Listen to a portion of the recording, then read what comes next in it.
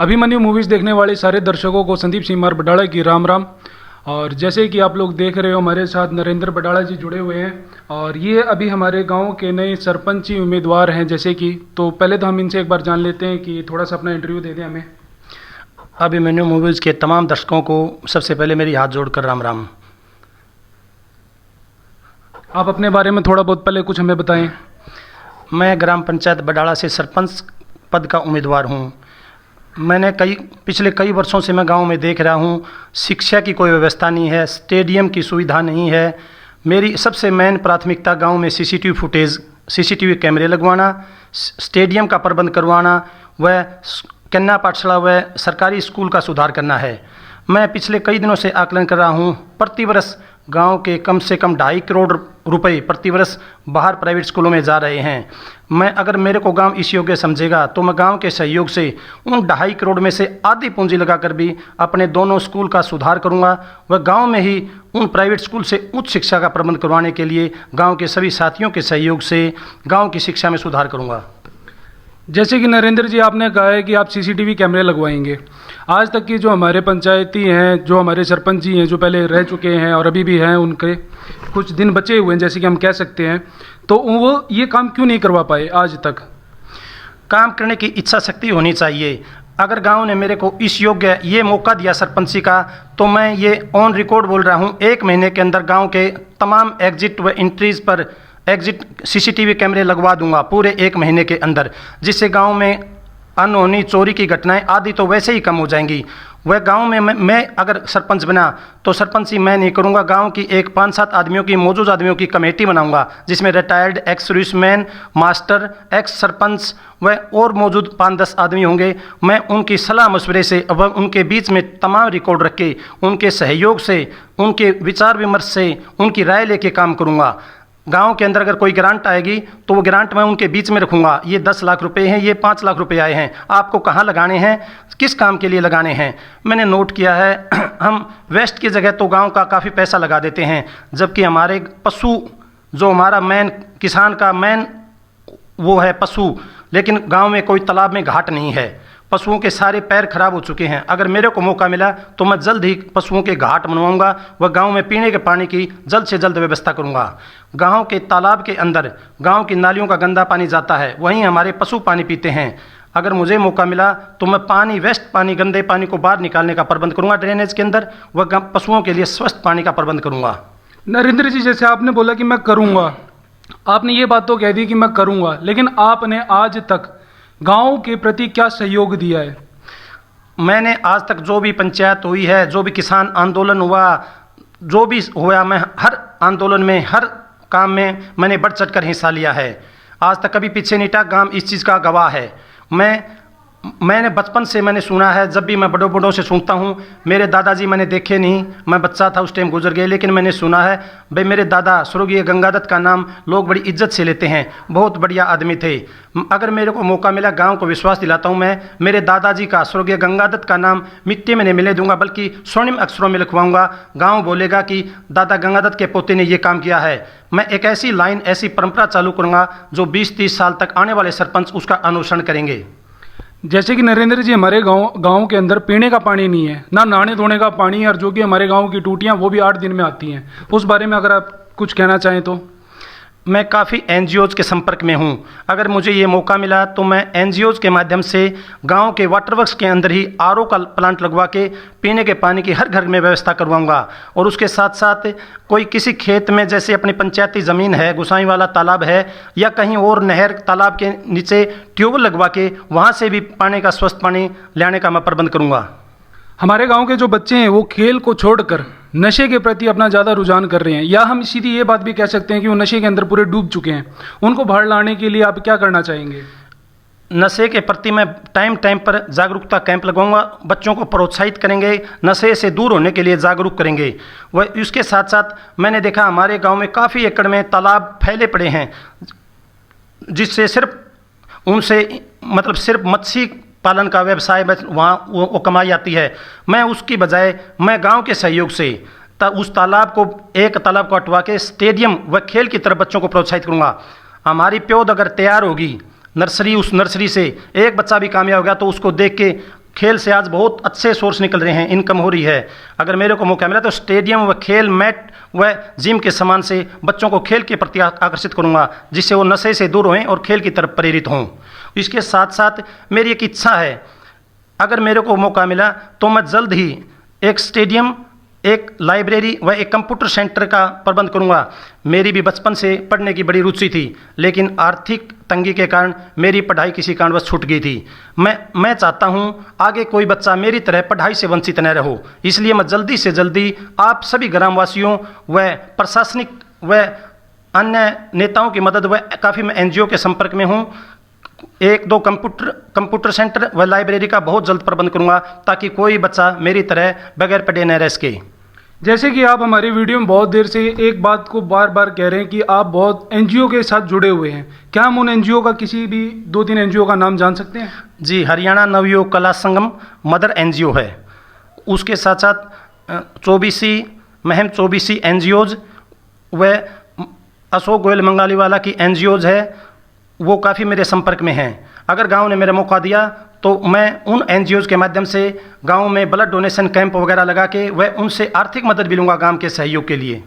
जैसे कि आपने अपनी बात में कहा था कि आप सरपंच बनने के बाद स्टेडियम बनवाना चाहते हैं, लेकिन एक छोटी सी बात है कि हमारे गाँव के अंदर 52 लाख रुपये आए थे स्टेडियम बनाने के लिए, तो वो उस प्रति आपका क्या रुझान था? उस टाइम आपने क्या निर्णय लिए थे या फिर क्या आपने सहयोग दिया था गांव के प्रति? वो जो 52 लाख रुपए गांव में आए थे उनका क्या हुआ और वो कहाँ गए?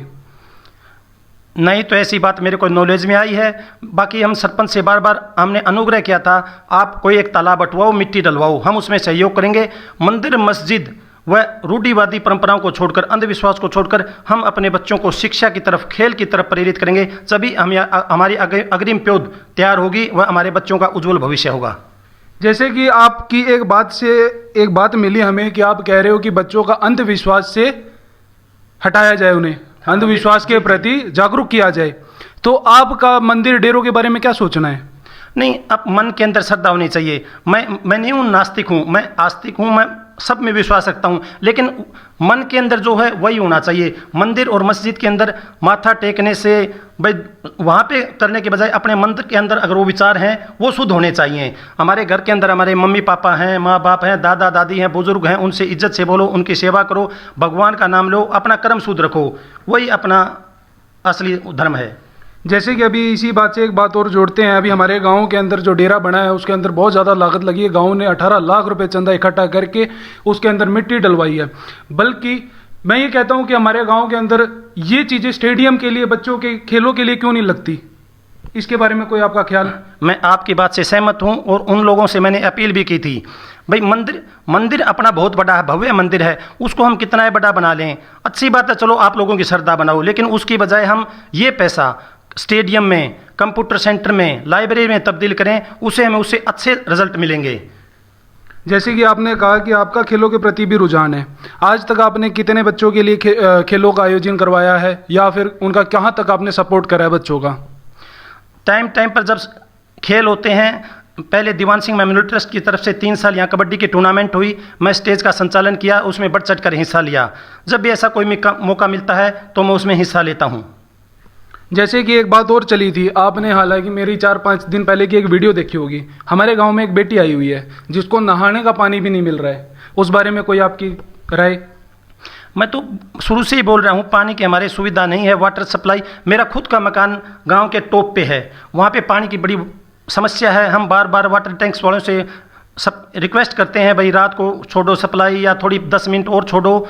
अगर हमें मौका मिला तो हम मतलब बड़ी अच्छा पानी का सुधार करेंगे, वह पीने के पानी की भी बढ़िया व्यवस्था करेंगे। जैसे कि नरेंद्र जी, एक चीज़ और होती है बहुमत से जीतना, यानी कि पैसा भगा के जीतना। कोई कहता है कि मैं आप लोगों को 1.5 करोड़ रुपए दूंगा, आप मुझे सरपंच बना दो, उस बारे में क्या ख्याल है आपका? ये बिल्कुल गलत है। इलेक्शन एक लोकतंत्र की तरह, एक त्यौहार की तरह है। होली दिवाली तो हर साल आता है, ये त्यौहार लोकतंत्र का, इलेक्शन का त्यौहार 5 साल में एक बार आता है, बल्कि इस बार तो 7 साल में लोगों को ये सौभाग्य मिल रहा है।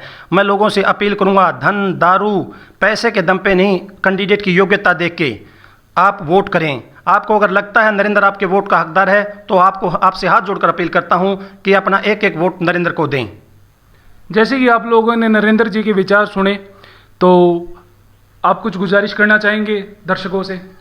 मैं सभी बडाला के ग्राम निवासियों से अपील करूं, हाथ जोड़कर अपील करूंगा, अपना एक एक वोट, अगर आपको लगता है कि गंगादत्त का पोता पृथ्वी का लड़का नरेंद्र आपके वोट का हकदार है, तो आपसे हाथ जोड़कर प्रार्थना है, अपना एक एक वोट हमें दें।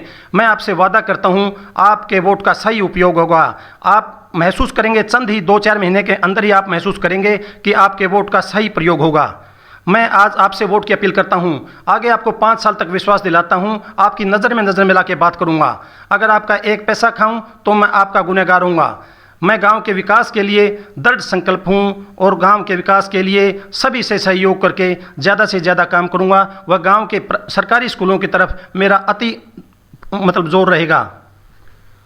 अभिमन्यु मूवीज़ देखने वाले सारे दर्शकों को संदीप सिमार बडाला की एक बार फिर राम राम। और जैसे कि आप लोगों ने नरेंद्र बडाला जी के विचार सुने हैं, तो इस वीडियो को हम यहीं पे एंड करते हैं, क्योंकि वीडियो को कितना ही लंबा बना लो वो उतनी ही लंबी जाती है, और कितनी बातों को खींच लो उतनी बातें आगे से आगे मिलती हैं।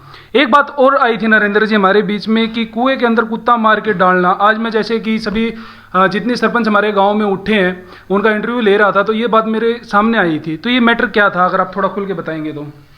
ये मैटर पिछले इलेक्शन में मेरा बहुत चला था। ऐसा कुछ भी बात नहीं थी, मैं महम जा रहा था, मेरे साथ राजकुमार सनोप रामफल हरिभूमि से पत्रकार हैं, जनता टीवी भी उनके पास, मैं और वो साथ बाइक में जा रहे थे। डिग्गी में हमें काफ़ी सारे लोग इकट्ठे दिखाई दिए।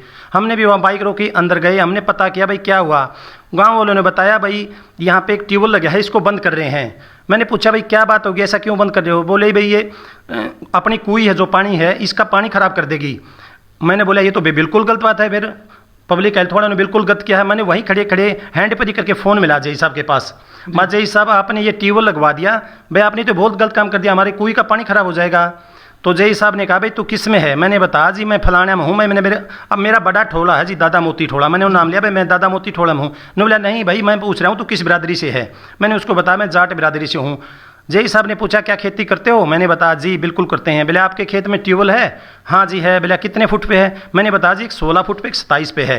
वो बोले अरे बोले ज़मींदार तू उसको 60 फुट पे लगा लेना, 100 फुट पे लगा लेना, ज़्यादा पानी आएगा, अब 3 इंची तो 4 इंची प्रेशर मारेगा। मैंने उसको बताया जी साहब मेरे खेत में 25-26 फुट से नीचे 40 फुट 60 फुट पे बिल्कुल जहर पानी है।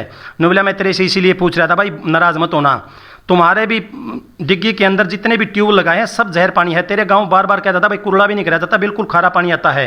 तुम्हारे गांव का सौभाग्य है ये पानी 100 फुट के तो पाइप है, 10 फुट का खाली बोर है, 110 फुट से ये पानी आएगा। तेरी कुएं का पानी सिर्फ 20 फुट का लेवल पे है, कुएं की गहराई 20 ही फुट है, तो ये कुछ नहीं होगा, नीचे 100 फुट से पानी आएगा। ऐसा कुछ तुम्हारा सौभाग्य है, पानी बढ़िया मिल गया। सिर्फ ये मैटर था। तो मैंने कहा चलो जय साहब ये तो लोग ऐसे करे थे। मैं और राजकुमार हम महम चले गए, इसके सिवा कुछ भी नहीं था। मैं दावे से कहता हूँ अगर किसी ने कोई बोलता हो मैं उसको बोलता हूँ भाई आओ मेरे सामने बताओ कौन होता है। मैं इसके लिए कोई भी नेम देने को तैयार हूँ। फिर भी अगर जाने अनजाने में किसी भाई का ये बहम है तो मैं ग्रामवासियों से उस बात के लिए माफ़ी भी मांगता हूँ अगर किसी के दिल में बैठी तो, लेकिन ऐसी बात कुछ थी नहीं। क्योंकि हमारे सामने सिर्फ एक ही बात आई थी कि कुत्ता मार के कुएं में डाल दो। तो गाइस जैसे कि आप लोगों ने दर्शकों इनके विचार सुने, वो कोई बात नहीं है, अनसुनी एक बात है या फिर किसी के द्वारा बनाई गई बात है।